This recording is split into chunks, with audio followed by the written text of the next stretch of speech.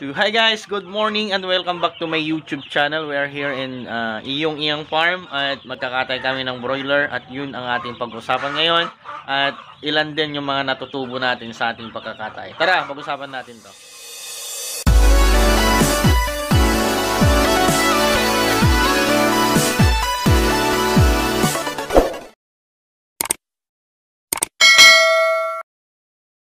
Yung second step natin, ito yung natin, unang step pala. Ginagawa namin yung mainit na tubig, ito yung napaka-importante. Yung timpla nito hindi masyadong mainit, hindi din masyadong malamig. Yan. Nakaya ko ngang hawakan kasi nga kahit sobrang init, ang mangyayari din po sa ating mga manok ay malalapdos yung kanilang mga balat at hindi maganda yung pagkakaalis nito. So yan yung ginagawa namin dito. Yung tubig ay katamtaman lang, yung kaya mong hawakan nyo.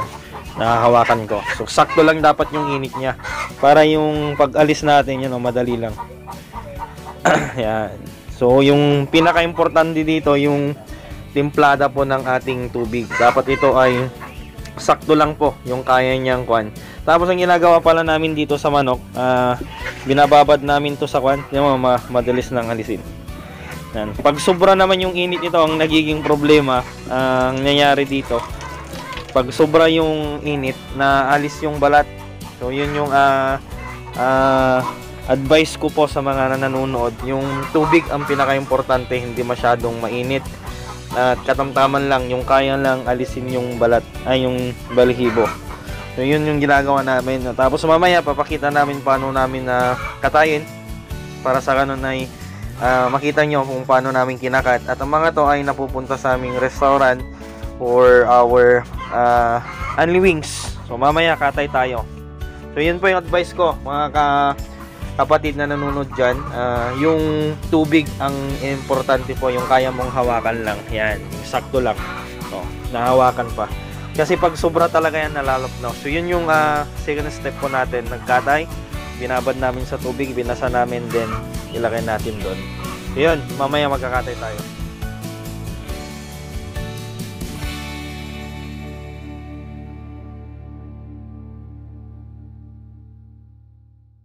Nagkakatay na kami ngayon.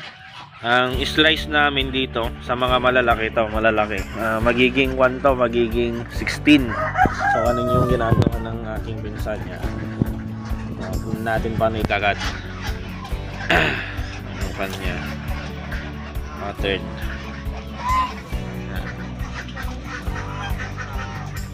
Ito na yung part ng paano katayin.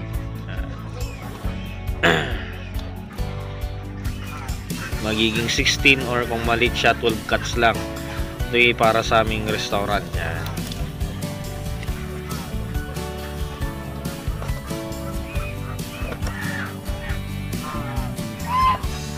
So, tapos alisin sa gitna yan.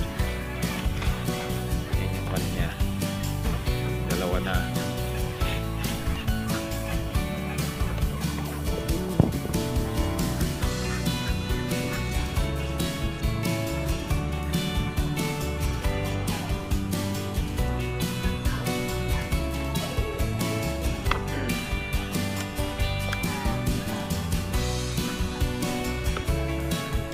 Na 4 cuts.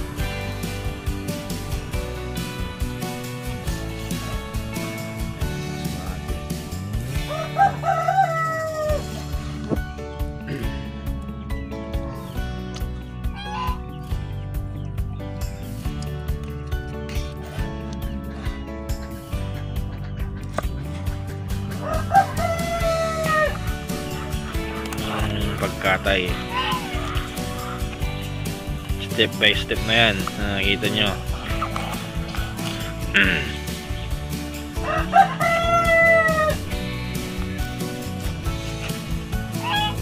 Yan, nagiging 3 din yan.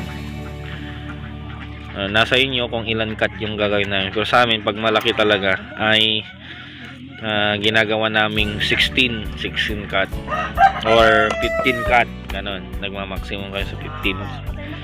Kung malit naman ay 12 cuts or 10 cuts.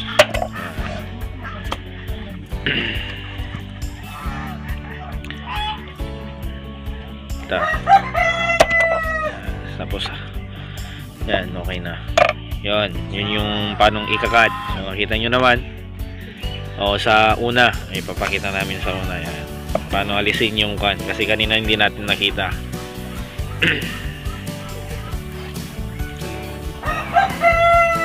Nandaan lang kasi para hindi po mapupunit yung kan. Yung laman loob. May mga pupo dyan. Tahi niya.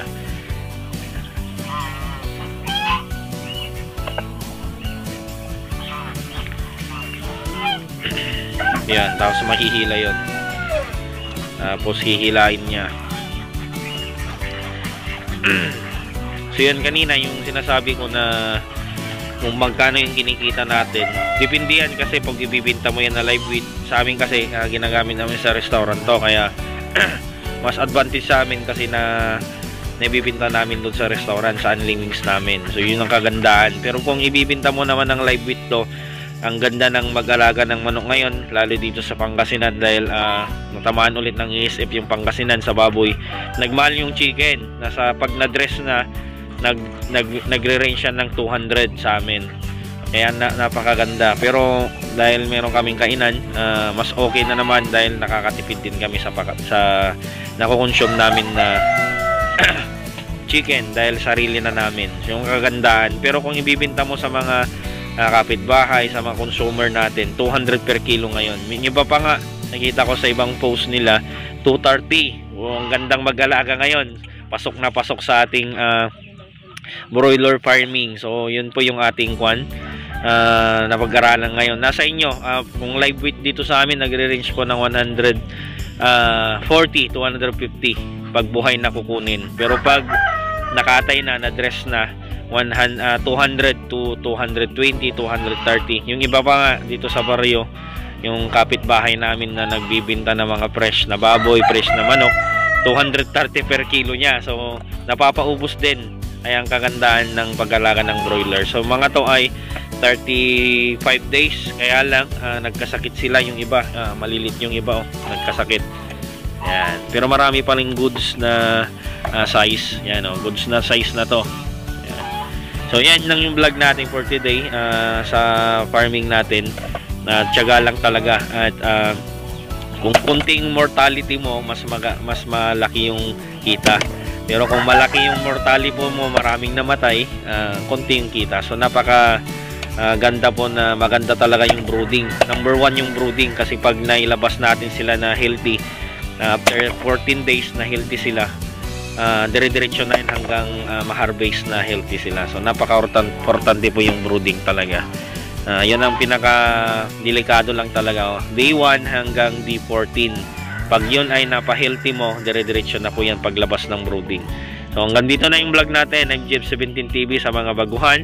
Yan yung pagkatay natin na bumibisa sa channel ko. Sa pa-subscribe naman para mas marami tayong matulungan yan.